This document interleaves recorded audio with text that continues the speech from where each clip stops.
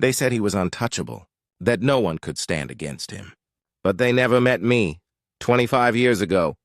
He shattered my world, tore apart the life I loved, destroyed everything my family had built. I left quietly, vanished into the shadows unnoticed. No goodbye, no tears, just a silent promise. I promised myself one thing. I would rise. I would grow. I would return, and when I did, he would never see it coming. The boy he humiliated, the girl he mocked, the family he betrayed, all grown, all stronger, all prepared to reclaim what was lost. But revenge is not just about pain. It's about patience, precision, power. What would it feel like to sit across from him and hold all the cards, to watch the man who broke me tremble? This is a story of betrayal, survival, and the reckoning that takes 25 years to arrive. And it begins the moment I walked through that door. The sun hung low over our small town, painting the sky with shades of orange and crimson. Laughter echoed through our home, a melody of warmth and happiness that seemed unbreakable. I remember my father's voice, deep and comforting, guiding us through life's small joys, while my mother hummed in the kitchen, the scent of fresh bread mixing with the soft rustle of the curtains. But that peace shattered one cold evening. The door slammed open, and a man's shadow stretched across the floor, dark and threatening. His eyes glinted with cruelty as he stepped inside, and for the first time I felt fear like a cold hand clutching my chest. That night our laughter died, replaced by whispers, cries, and the echo of betrayal. Could this man truly destroy everything we loved? Days turned into weeks, and his presence became a storm over our family. He was everywhere, looming in our neighborhood, speaking behind closed doors, turning friends into enemies. I watched helplessly as my father grew weary, shoulders slumping under invisible weight, and my mother's bright eyes dulled with worry. At night, I would lie awake, listening to arguments, broken glass, and the soft sounds of despair creeping through the house. "Why is he doing this?"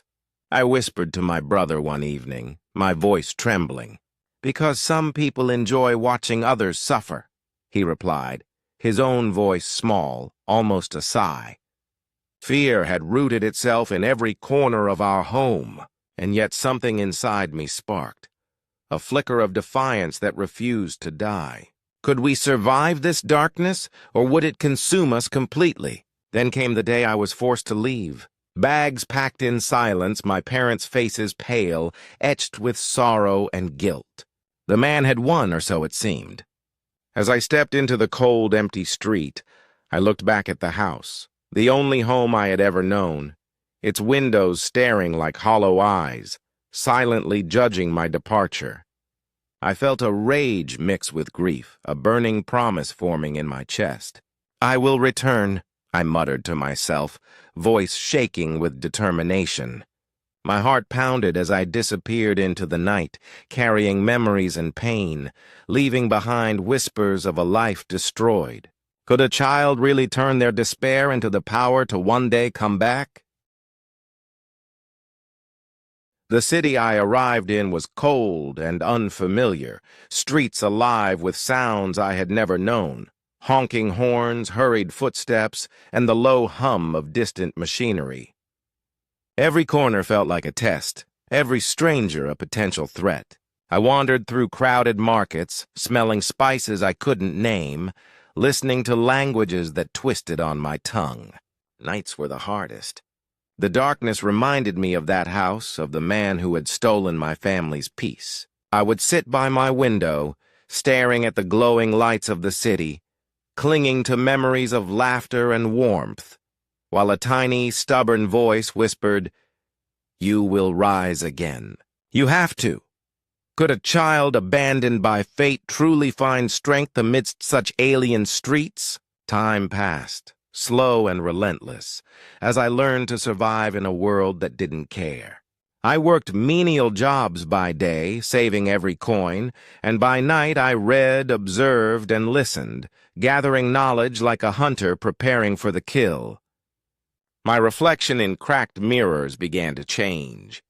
The timid eyes grew sharp, alert, calculating. I met people who taught me skills, who noticed the quiet determination burning beneath my calm exterior. "You're clever," one mentor said one evening, as we huddled over maps and ledgers, plotting business strategies I barely understood. "Cleverness is dangerous if used wisely." And in that moment I understood my survival was no longer enough. I needed power. But how could I return to a life I'd been torn from? Years folded into each other, shaping me into someone unrecognizable to my younger self. I built connections in shadows, whispered promises into the ears of influential people, and learned the art of patience, watching, waiting, calculating. Each letter I received from home, each story of the man who had destroyed my family, fueled the fire in my chest. I was no longer a scared child. I was a storm waiting to be unleashed. Yet, despite my growing power, there were nights when memories of my family's lost laughter haunted me, pressing against my chest like a physical weight. Could one person's careful planning truly topple the empire of someone so cruel? Or would I be swallowed by the very darkness I was learning to wield? Even in the bustling city, the past never let me rest. Shadows of my childhood crept into my mind at unexpected moments. A swing creaking in the park, a stray dog barking in the alley, or the faint smell of bread carried by the wind. I would close my eyes and see the house, feel the warmth of my mother's hand, and then the sudden, terrifying darkness that had ripped it all away. The memories were sharp, jagged, cutting into the calm I had built around myself. I whispered into the night, "I will not forget you. I will not forget him." The thought brought both anguish and fuel, a twisted comfort that reminded me why I had to endure, why I had to rise. Could memory alone drive a person to become something they never imagined? I began to replay every moment, dissecting every word, every action that had led to our ruin. The man who destroyed us had been cunning, manipulative, and cruel, and I realized that brute strength alone would never defeat him. I needed patience, strategy, and subtlety. Late nights were spent with notebooks sprawled across the floor, maps and names marked with careful precision, as I plotted a return that would be silent but devastating. Sometimes I caught myself smiling at imagined scenarios, him faltering, confused, powerless, and yet a flicker of doubt would creep in. Was I becoming what I hated, or was this the only way to reclaim what was lost? One evening, I walked past a mirror in a quiet corridor, startled by the stranger staring back at me. The reflection was sharp, confident, but with eyes that carried storms of grief and resolve. I whispered to myself, the child who left that home would not survive this city, but the person I am now, I will return. And in the silence, I made a solemn promise. Every step I had taken, every lesson learned, every connection forged was for one purpose. The question lingered in the air like a whispering wind. When the time comes, will he recognize me? Or will the shock of what I have become be the weapon itself? Meanwhile, he thrived. The man who had destroyed my family now walked through life with arrogance etched into every line of his face. His office towered over the city, glass walls reflecting his own grandeur and the power he believed was untouchable. Laughter echoed in his boardrooms, voices praising deals and dominance, but none spoke of the lives he had ruined in the shadows. I watched from afar, learning the rhythm of his arrogance, the subtle ways he manipulated people, the false smiles he wore like armor. Every move he made seemed effortless, calculated, but he was blind to the storm slowly building on the horizon. Could someone so powerful really be blind to the consequences of their cruelty? Friends whispered about his successes, rivals whispered fears, but he remained untouchable, or so he thought. He threw lavish parties, surrounded himself with people who flattered him, yet beneath the charm and smiles, there was a fragility he did not know existed. His empire depended on fear and ignorance, and he had built it carefully like a house of glass. One wrong touch, one unexpected move, and it could shatter. And somewhere, in the quiet, unnoticed places of the city, I was waiting, learning every weakness, noting every habit, tracing the cracks in his armor. Would he ever imagine that the very life he had crushed was now quietly weaving a web around him? I remembered the face that had haunted my dreams, the cruel smile, the harsh laugh, the sense of power that had terrified a child. Now, as an adult, I could see the lines of age beginning to form, the small signs of vulnerability that arrogance often hides. Each memory of his betrayal fueled a meticulous plan. Each recollection sharpened my resolve. I whispered into the dark night, "You will see me soon. You will see the cost of what you've done." The question lingered like smoke. When the storm finally hits, will he recognize the hand that orchestrated it? Or will it be too late to even imagine who I have become? The first step was subtle. I entered his world quietly, blending into the chaos of his empire like a shadow among shadows. Every handshake, every casual conversation was a test, a careful measure of trust and influence. I watched the way his employees reacted to him, the fear that clung to their voices, the tension in their shoulders, and I learned to mimic it, to use it to my advantage. Nights were spent analyzing his routines, memorizing every habit, every nuance of power he wielded without thought. And as I stepped further into his domain, the city's skyline seemed to whisper promises of revenge. Could one person, moving silently, really unravel a life built on arrogance? I made small connections, alliances that seemed accidental but were anything but. A word here, a favor there, each gesture planting seeds of influence and loyalty. I smiled, laughed, and shared stories that concealed motives, while quietly measuring who could be trusted and who could be manipulated. "You're new here, but you have insight," one executive whispered after a late meeting, unaware that I was calculating every word, every glance. Every interaction was a puzzle piece, every observation a strategy forming in my mind. Yet, despite the control I began to feel, a tiny spark of doubt lingered. How long before someone noticed the storm I was weaving from within? Slowly, I tested the edges of my control. Small mistakes were engineered, missteps orchestrated, so that the antagonist would begin to see cracks in the seemingly perfect world he had built.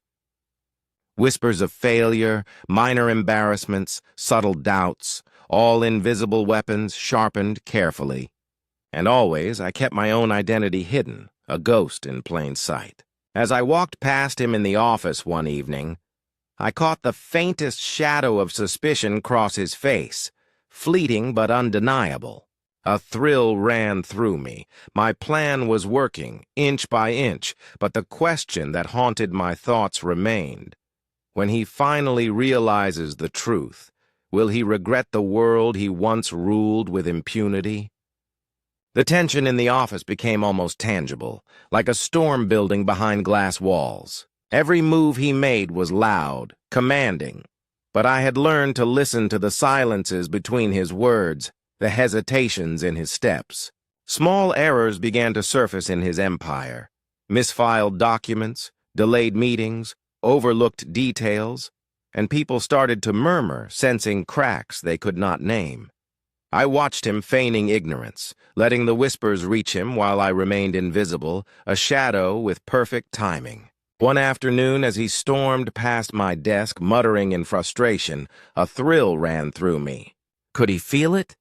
Could he sense that the ground beneath him was shifting, even if he didn't yet know who was pulling the strings? I began to manipulate subtle relationships, planting doubts in the right ears, offering advice that served my purpose without revealing intent. Allies became instruments. Rivals became unwitting tools. The atmosphere in the office thickened with anxiety, though no one could pinpoint the source. In quiet moments, I caught colleagues glancing at me with curiosity, suspicion, or awe. One whispered, "Something's different about her. She's not like the rest." I smiled faintly, hiding the storm behind calm eyes. Each small victory was intoxicating, but I knew the real challenge was yet to come. When the antagonist finally sensed the threat, would he know how deeply he had underestimated me? Nights were restless, filled with dreams of confrontation and whispers of revenge. I replayed every past injustice, every cruel laugh, every moment of helplessness, letting it sharpen my focus. The city outside my window was alive, indifferent, unaware of the reckoning slowly approaching within its skyscrapers. Each morning I returned to the office with a mask of composure, while invisible threads of power quietly gathered around me. And then, one day, a small slip, an offhand remark, a glance that lingered too long, hinted that he might be noticing subtle shifts, the first shadow of suspicion crossing his face. Could he unravel the web before it was fully cast, or had he already walked into a trap he could not escape? Some nights memories crept in uninvited like phantoms gliding through my mind. I saw my childhood home in flames of memory. The creaking floorboards, the laughter silenced too soon, the terrified eyes of my parents. I could almost hear the man's cruel laughter echoing through the halls, a sound that had haunted me for decades. Sitting alone in my apartment, I traced the lines of my own hands and wondered how much of me had been shaped by fear, grief, and rage. "You've grown stronger," I whispered to the shadows, as if they were old friends. "But are you still me?" The past pressed against my chest, heavy and insistent, asking questions I wasn't sure I wanted to answer. Could memory be both a weapon and a prison? Flashbacks were sharp and vivid, like a film projected onto the walls of my mind. I saw my father's face, lined with worry, the quiet strength he had carried even as he crumbled inside. My mother's gentle hands, now gone, seemed to reach for me through time, reminding me of what had been lost. I whispered fragments of old conversations, words of love and warning that had been drowned out by betrayal. These memories fueled my resolve, shaping my strategy, sharpening the instincts I had honed over years. And yet, amidst the fire of anger, there was grief, quiet, aching, unavoidable. Could vengeance alone ever fill the void left by a destroyed family? As I stared into the city lights from my window, the present collided with the past. I realized that the man I once feared had not changed. He was still arrogant, careless, blind to the storms gathering around him. Each memory became a blueprint, each pang of pain a guide for the moves I would make. I rehearsed confrontations in my mind, letting the fear transform into precision, letting grief become patience. And in the stillness of that night, I made a vow to myself. When the time came, he would not just see me as a threat. He would feel the weight of every year he had stolen from me. But a chilling thought lingered, sharp as glass. What if he too had changed, hiding a darkness I could not yet see? The first step into real power felt almost surreal. I had been careful, patient, and now the doors I had only dreamed of were opening, one by one. The office smelled of polished wood and ambition, a faint tang of expensive coffee filling the air. Colleagues who once ignored me now sought my insight, hanging on my words, unknowingly feeding into the web I had spun. I could see the antagonist from across the room, laughing loudly, shaking hands, and yet I felt a thrill. This empire was mine to infiltrate, piece by piece, without him knowing a thing. The hum of fluorescent lights above mirrored the buzzing tension in my chest. Could he ever imagine that the quiet presence in his empire was the very storm that would undo him? Small victories became intoxicating. Deals that had once faltered were now orchestrated with subtle interventions, giving me credit and placing me closer to the center of control. I smiled, listened, nodded, while quietly testing limits and alliances. Every suggestion I made carried a hidden weight, each action nudging the office culture subtly toward my influence. Whispers spread, praise reached the wrong ears, and cracks began appearing where none existed before. One colleague leaned in and murmured, "You've got a knack for this." Almost too sharp. I only smiled, letting the words settle like seeds of doubt, wondering if the antagonist was noticing yet, or if the first real shock was still to come. By now, I had memorized the rhythms of his empire, the meetings, the schedules, even the timing of his rare temper flare-ups. I could predict when he would praise, when he would scold, and when he would stumble into moments of doubt. Every move was calculated, deliberate, like a chessboard stretched across the city skyline. And yet, for all the control I was gaining, the tension never left. I felt the invisible eyes of the past, memories, promises, and vengeance pushing me forward. One evening, as he passed me in the hallway, our eyes briefly met, a flash of something I couldn't quite place. A shiver ran down my spine. Could it be that even now, he sensed the shadow lurking behind his empire? The tension between us grew with each passing day, invisible yet palpable. I could feel it in the way he glanced at me a little longer than necessary, a flicker of curiosity. Or was it suspicion? Shading his eyes. Every meeting became a delicate dance. Smiles, nods, laughter carefully measured, every word weighed for impact. I noticed the small things he did, the habitual gestures that revealed cracks in his confidence. And then, one afternoon, our hands brushed briefly over a stack of papers, a fleeting contact, and I felt a jolt, a momentary recognition that sent shivers through me. Could he have glimpsed the truth, even if only subconsciously? I began to play subtle psychological games, carefully crafted to disturb him without exposing myself. A misplaced document here, a whispered hint there, moments designed to sow doubt in his mind. I watched him react, the slight furrow of his brow, the muttered curses behind closed doors, the nervous glance at his closest advisors. Each reaction was a signal, proof that my plan was working inch by inch, shadow by shadow. I smiled quietly, letting the tension build like a low resonant hum in the office. Yet beneath the satisfaction, a cold thought lingered. How far could I push before he realized the hand guiding every misstep?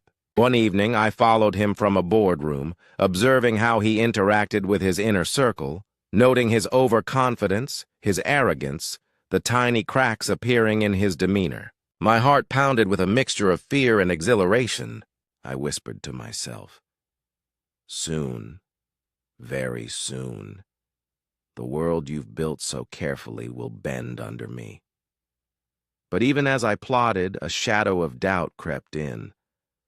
Was I truly ready for the moment he finally sees me?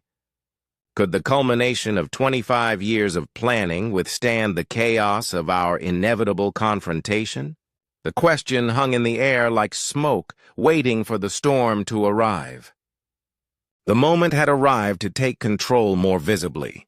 A high-stakes deal, one that could elevate the empire or crush it, was placed under my guidance. Every document, every clause, every handshake was meticulously orchestrated to expose cracks in his judgment. I moved through the office with calm precision, my eyes scanning for signs of tension, watching him react. I could see it in the flicker of doubt crossing his face, the slight hesitation in his voice. The world he had built with arrogance was beginning to tremble under the weight of carefully sown uncertainty. Would he even realize that the disaster approaching was a direct result of my planning? Whispers spread quickly.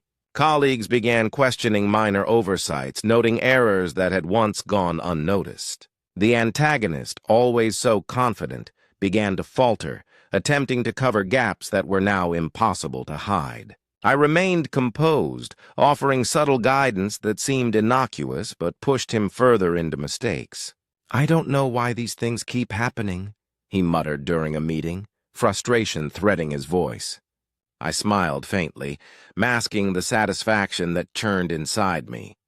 The first real power shift was underway, and he had no idea the architect of it was standing right beside him. Could he recover, or was the first domino already falling? That evening, as the office emptied and the city lights shimmered outside, I sat at my desk reviewing the day's events. Every misstep, every faltering decision had followed exactly the pattern I had anticipated. Yet a flicker of caution stirred in my mind. He was still clever, still dangerous, and one wrong move could undo everything. I whispered into the silence, "This is only the beginning. The rest of your empire will soon learn the weight of my patience." Outside, the wind rustled against the windows, like the city itself holding its breath, waiting for the storm I had carefully built. Could he sense it now, even in the faintest pulse of fear, that the reckoning was closing in? The air in the office grew heavier, almost electric, as subtle hints of doubt began to gnaw at him. He started noticing things he had once ignored: the misplaced file, the unusual praise I received, the subtle shifts in his employees' loyalty. His eyes lingered on me a little too long, scanning my face for clues, trying to decode the calm behind my smile. I felt the tension ripple through him like a pulse, thrilling yet dangerous. Every glance, every passing word became a minefield. Could he truly sense that the quiet shadow in his empire was orchestrating the storm about to consume him? I carefully escalated the pressure, nudging small situations to test his reactions. Meetings that had once been routine became minefields of tension. Casual suggestions from me caused visible flinches, tiny signs that cracks were deepening. Colleagues whispered in corridors, their voices careful, carrying hints of concern. One assistant muttered, "I swear she's different." Something's off, unaware I was orchestrating every ripple. The antagonist's eyes flickered with suspicion, a dangerous spark that could erupt at any moment. The thrill of power was intoxicating, but so was the risk. How long before his suspicion turned into a direct threat? That night I lingered in my apartment, staring out at the city skyline as if it were a chessboard. Every move, every word, every carefully sown doubt was beginning to take hold. And yet beneath the satisfaction there was a pulse of unease. He was clever, unpredictable, capable of striking back. I whispered into the darkness, "Soon you will see. Soon the mask falls, and the empire you thought was untouchable will tremble." The wind rattled the window panes, carrying a quiet warning, as if the city itself knew the reckoning was drawing near. Could he withstand the storm I had built? Or was he about to be blindsided in a way no one could imagine? The cracks had widened, and the empire that once seemed untouchable began to show its fractures. Every decision he made faltered. Every confident smile faltered into hesitation.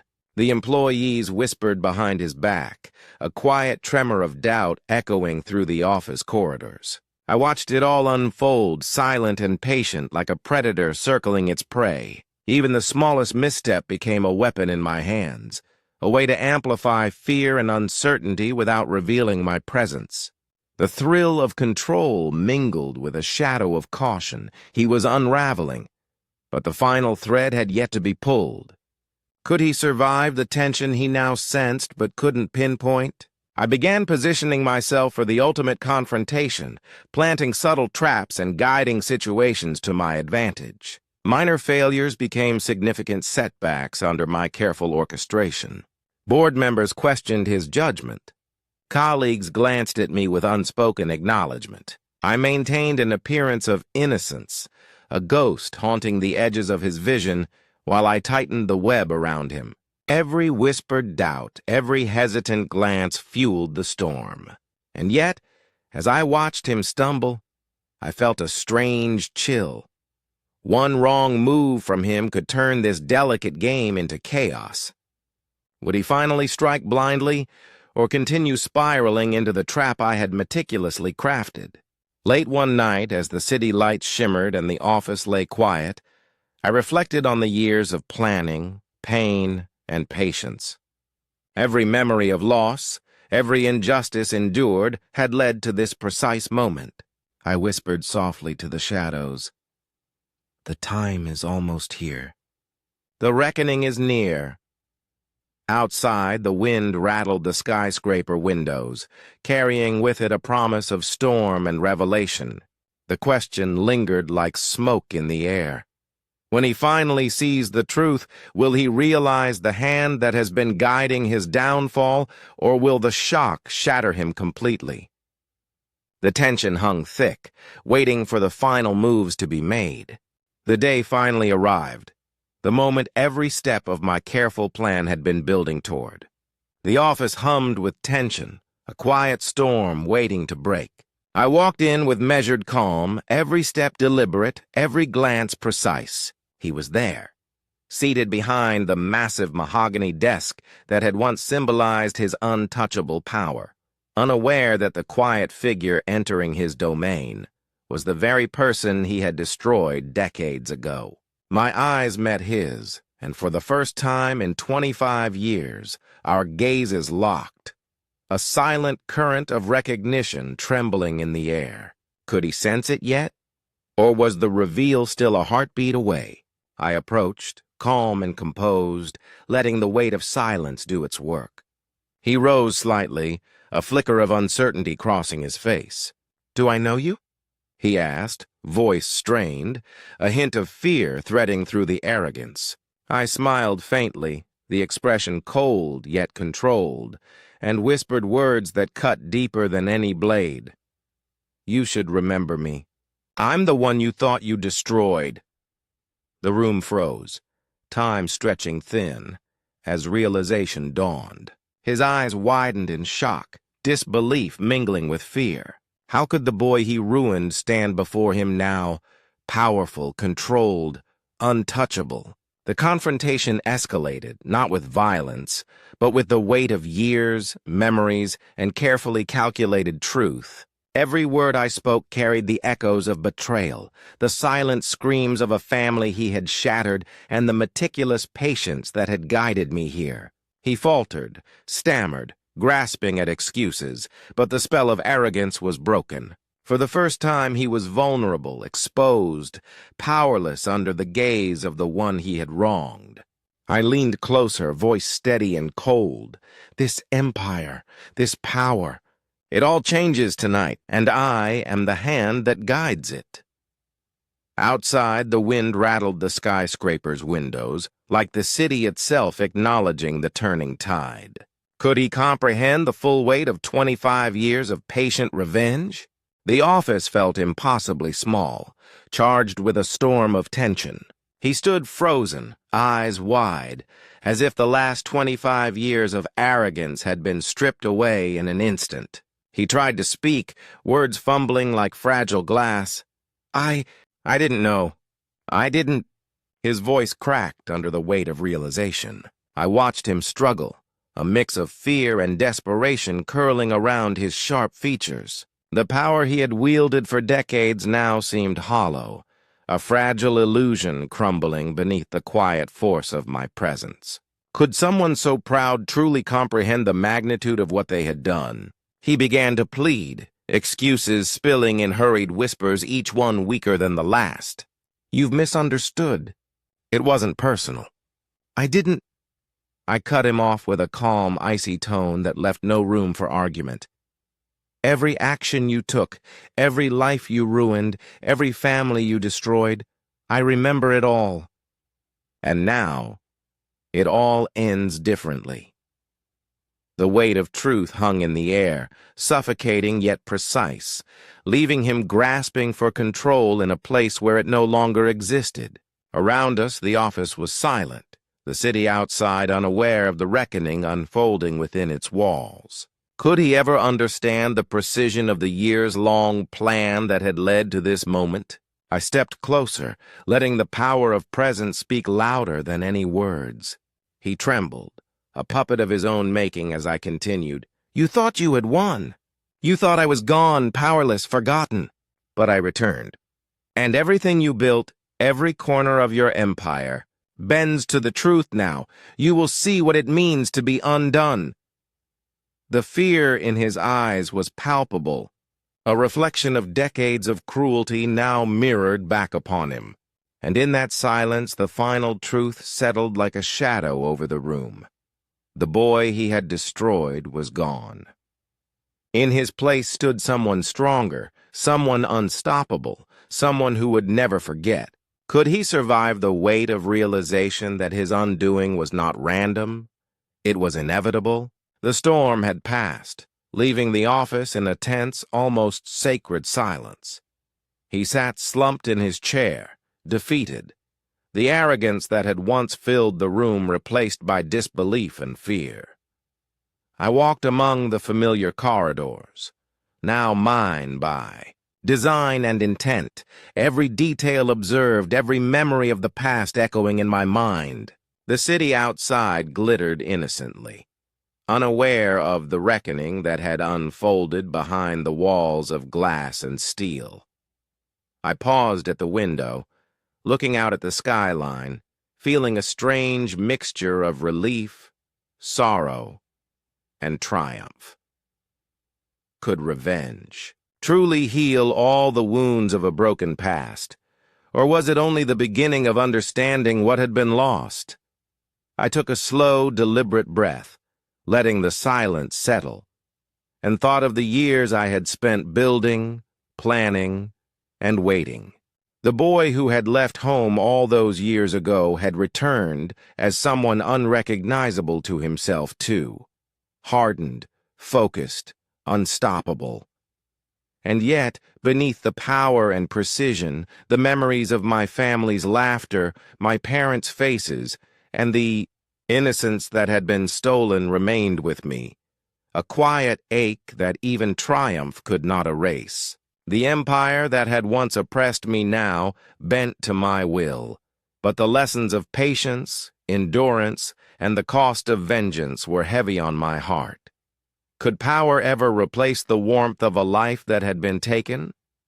As I stepped out of the office, for the first time in weeks, the city's streets alive with movement, I felt both victory and emptiness intertwined. My revenge was complete. But the journey had transformed me irreversibly. I whispered softly to the wind, "This is for you, for everything that was stolen, for every silent tear, for every stolen moment."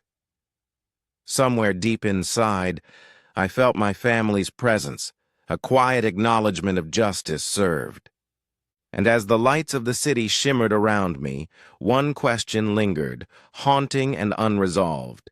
With the past confronted and the enemy undone, what does one do with a life rebuilt from ashes, yet forever marked by the fire that forged it?